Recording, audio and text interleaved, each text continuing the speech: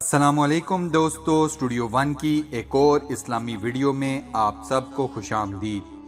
بنی نوع انسان کی تاریخ میں جہاں کئی اچھے لوگ آئے اور ان کی زندگیاں ہمارے لیے ایک مثال ہیں، وہیں کچھ بدبخت بھی تاریخ کا حصہ ہیں جن کی زندگیوں اور انجاموں سے ہمیں سوائے عبرت حاصل کرنے کے اور کچھ نہیں ملتا۔ جب ان ظالم لوگوں کا نام لیا جائے گا تو ان میں ایک نام قارون کا بھی ہوگا۔ افسوس کی بات یہ ہے کہ بنی اسرائیل کے اس امیر زادے کی بے پناہ دولت تو سب کو یاد ہے، مگر اسی دولت کے پیچھے اس کا عبرت آموز اختتام کسی کو کم ہی یاد ہے۔ قارون انسانوں کی تاریخ میں سب سے زیادہ مالدار انسان تھا۔ اس کی بے پناہ دولت کا اندازہ آپ اس بات سے لگا لیں کہ اس دولت کا ذکر قرآن مجید میں بھی موجود ہے۔ اس کے خزانوں کی چابیاں اونٹوں پر لادی جاتی تھیں اور انسانوں کی جماعت کے اٹھانے کو ناکافی تھیں۔ اپنی اس بے تحاشا دولت کی وجہ سے قارون کو فرعون کے دربار میں بھی ایک بے حد خاص مقام حاصل تھا۔ فرعون کے بعد حامان اور حامان کے بعد قارون کی بات کو سب سے بڑھ کر اہمیت دی جاتی تھی۔ آج کی اس ویڈیو میں ہم قارون کے حسن نسب سیدنا موسیٰ علیہ السلام سے اس کے رشتے، اس کی مال و دولت اور اس کے خوفناک انجام پر بات کریں گے۔ ویڈیو میں آگے بڑھنے سے پہلے میں آپ سب دوستوں سے یہ گزارش کرتا ہوں کہ اگر آپ نے ابھی تک ہمارے اس چینل کو سبسکرائب نہیں کیا تو برائے مہربانی سبسکرائب کے بٹن پر کلک کر دیں اور ساتھ بنے بیل کے آئیکن کو بھی پریس کر دیں۔ قارون کا ایک اور نام قارون ہے بھی ہے، جبکہ بائبل اور تالمود میں قارون کا نام کورہ آیا ہے۔ قارون کا تعلق بھی سیدنا موسیٰ علیہ السلام اور سیدنا ہارون علیہ السلام کے خاندان بنی لادی سے تھا۔ یہ رشتے میں حضرت موسیٰ علیہ السلام کے سگے چچا یسر کا بیٹا تھا اور اس حساب سے حضرت موسیٰ علیہ السلام اور حضرت ہارون علیہ السلام کا فرسٹ کزن بنا۔ قارون ایک خوبصورت آدمی تھا۔ بنی اسرائیل اس کے حسن و جمال سے متاثر ہو کر اسے منور بھی کہا کرتے تھے۔ قارون توریت کا قاری اور عالم بھی تھا۔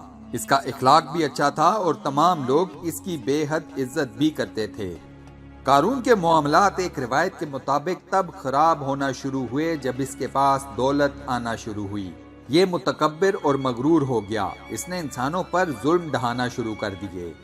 ایک دوسری روایت کے مطابق قارون نے دل سے کبھی سیدنا موسیٰ علیہ السلام کا دین قبول ہی نہ کیا تھا۔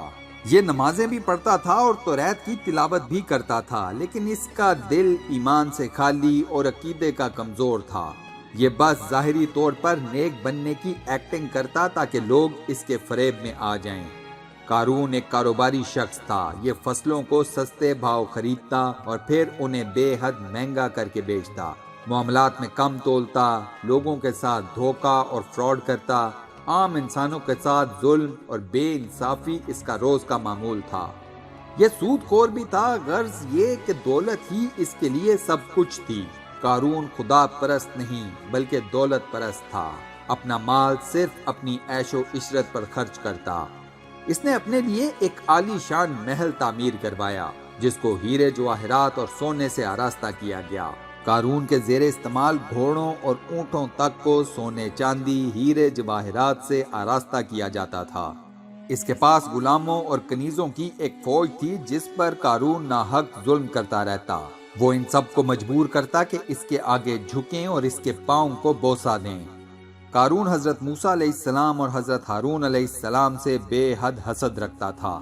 اس حسد کی وجہ سے وہ ان دونوں نبیوں کے خلاف ہو گیا اور بنی اسرائیل کے بنی لادی خاندان سے یہ بات کہنا شروع ہو گیا کہ اس خاندان کے تمام آدمی نیک، مقدس اور دیندار ہیں، تو پھر موسیٰ اور ہارون کیوں اس قوم کی امامت و پیشوائی کر رہے ہیں؟ دوسروں کو بھی یہ حق حاصل ہونا چاہیے۔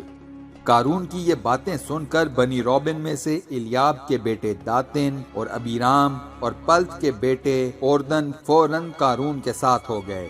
اس کے بعد اور لوگ بھی اس بغاوت کا حصہ بنتے چلے گئے اور پھر ایک وقت آیا جب بنی اسرائیل کے مشہور اور چیدہ سرداروں سمیت 250 لوگ اپنے انبیاء سیدنا موسیٰ علیہ السلام اور سیدنا ہارون علیہ السلام کے خلاف ہو گئے۔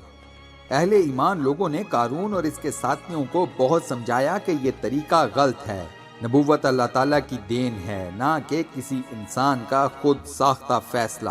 موسیٰ اور ہارون اللہ تعالیٰ کے حکم سے نبی ہیں اور ان دونوں کی اطاعت ہم پر فرض ہے۔ لیکن قارون حسد کی آگ میں جل کر اندھا ہو چکا تھا۔ اس نے ہدایت کی ہر بات سے انکار کر دیا۔ انہی وقتوں میں بنی اسرائیل کے مالداروں پر زکوٰۃ دینے کا حکم اتر آیا۔ حضرت موسیٰ علیہ السلام نے جب قارون سے زکوٰۃ ادا کرنے کی بات کی تو اسے بے حد ناگوار گزرا۔ اس نے کہا کہ کس وجہ یا دلیل سے میں اپنا کمایا ہوا مال عام لوگوں میں تقسیم کر دوں؟ میں کسی کو محنت سے نہیں روکتا، لوگ جائیں، محنت کریں اور میری طرح دولت حاصل کر لیں۔ اس پر سیدنا موسیٰ علیہ السلام نے قارون کو سمجھایا کہ یہ نیکی کا افضل درجہ ہے کہ تو زکوٰۃ ادا کر کے ان غریب لوگوں کی مدد کرے جن کے بلبوتے پر تو یہ عیش و عشرت کی زندگی گزار رہا ہے۔ اگر یہ لوگ نہ ہوتے تو کون اس بیاباں میں تیرا یہ عالیشان محل کھڑا کرتا؟ کون تیرا اور تیرے جانوروں کا خیال رکھتا؟ تیرے باغات میں کھیتی باڑی اور فصلوں کی حفاظت کون کرتا؟ اللہ تجھ سے ساری دولت کا نہیں، بس ایک حصہ غریبوں میں خرچ کرنے کا کہہ رہا ہے۔ قارون حضرت موسیٰ کی کسی دلیل کو نہ مانا۔ اس نے جواب دیا کہ اے موسیٰ، یہ تم کیسی باتیں کر رہے ہو؟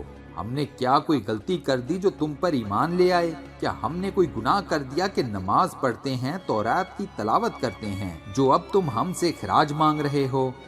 اس کے بعد قارون حضرت موسیٰ کے اور بھی زیادہ مخالف ہو گیا۔ اس نے بنی اسرائیل کو بھڑکانا شروع کر دیا کہ موسیٰ تم لوگوں کا مال زکوٰۃ کے نام پر لوٹنا چاہتا ہے۔ نعوذ باللہ۔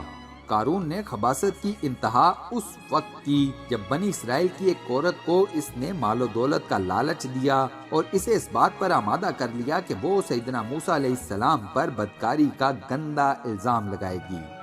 ایک دن حضرت موسیٰ علیہ السلام بنی اسرائیل میں وعظ فرما رہے تھے تو قارون نے آپ کو بیچ میں ٹوکا اور آپ پر الزام لگایا کہ آپ نے فلاں عورت کے ساتھ بدکاری کی ہے۔ حضرت موسیٰ علیہ السلام جلال میں آ گئے اور فرمایا کہ اس عورت کو میرے سامنے لے کر آؤ۔ اس عورت کو بلا کر لایا گیا تو سیدنا موسیٰ علیہ السلام نے فرمایا کہ اے عورت، قسم اس اللہ کی جس نے بنی اسرائیل کے لیے دریا کو پھاڑ دیا اور خیر و عافیت سے فرعون سے نجات دلائی، سچ سچ بتا کہ یہ معاملہ کیا ہے؟ وہ عورت سیدنا موسیٰ علیہ السلام کا جلال دیکھ کر کانپنے لگی اور اس نے مجمع کے سامنے سچ اگل دیا کہ اسے قارون نے ایسا کرنے کو کہا تھا۔ سیدنا موسیٰ علیہ السلام کو یہ بات اس قدر ناگوار گزری کہ وہ اسی وقت سجدے میں گرے اور قارون کے لیے بد دعا کی۔ ایک زلزلہ آیا اور قارون اپنے 2 ساتھیوں سمیت زمین میں دھنس گیا۔ اس کے ساتھ ہی اس کا محل اور تمام مال و دولت بھی زمین کھا گئی۔ وہ قارون کے جس کی مال و دولت کبھی ایک مثال ہوا کرتی تھی، پھر اس کی موت ایک مثال بن گئی۔ قارون جب محل سے نکلتا تو اس کا لباس بے حد عمدہ ہوتا، نوکر چاکر اس کی سواری کے آگے پیچھے ہوتے، لوگوں کی ایک بڑی تعداد راستوں پر کھڑی ہوتی اور حسرت سے قارون کی شان کو دیکھتی۔ لوگ اس کے آگے جھک جاتے کہ کتنی عظمت ہے قارون کو، کیا شان و شوکت ہے، کیا زندگی ہے قارون کی۔ اے کاش ہم بھی قارون ہوتے، ہمارے پاس بھی اس قدر مال و متاع ہوتا۔ اس قارون کا انجام دیکھیں کہ اللہ تعالیٰ نے اسے دنیا میں بھی ذلیل و رسوا کیا اور آخرت میں بھی کرے گا۔ دوستو، قارون سے ہمیں ایک سبق ملتا ہے کہ محنت کرنا کوئی بری بات نہیں، محنت میں عظمت ہے۔ اللہ تعالیٰ محنت کا صلہ بھی دیتے ہیں، مگر محنت سے کہیں اوپر اللہ تعالیٰ کا فضل شمار ہوتا ہے۔ اگر آپ کسی جگہ یا مقام پر پہنچ چکے ہیں، زندگی میں کچھ بن چکے ہیں، تو اپنی کمر میں خم پیدا کر لیں۔ یہ کبھی نہ کہیں کہ یہ سب میری محنت کا نتیجہ ہے۔ دنیا میں کئی لوگ آپ سے زیادہ محنت کرتے ہیں، مشقت کرتے ہیں، اپنی ہڈیاں توڑتے ہیں، مگر آپ جیسا مرتبہ نہیں پا پاتے۔ آپ دنیا کے سب سے خوبصورت، ذہین اور خوش قسمت انسان نہیں، پھر بھی اگر آپ کو کوئی مقام حاصل ہے تو یقین جانیے اس کی صرف ایک وجہ ہے کہ آپ پر اللہ تعالیٰ نے اپنا خصوصی کرم کیا ہے اور کچھ بھی نہیں۔ قارون کے ساتھ بھی یہی معاملہ تھا، ورنہ اس کے زمانے کا سب سے محنتی اور ذہین شخص جو کہ ایک نبی بھی تھا، قارون کی دولت کا 1000واں حصہ تک اپنی ملکیت میں نہ رکھتا تھا۔ افسوس قارون کو یہ سادہ سی بات سمجھ نہ آئی، اور اگر آپ میں سے کسی کے دل میں یہ بات ہے تو پھر معذرت کے ساتھ آپ میں بھی ایک قارون موجود ہے۔ اللہ تعالی ہمیں خدا پرست بننے کی توفیق نصیب فرمائے، نہ کہ دولت پرست۔ آمین۔ دوستو کمنٹ سیکشن میں آمین لکھ کر اس دعائے خیر کا حصہ ضرور بنیں اور صدقہ جاریہ کمائیں۔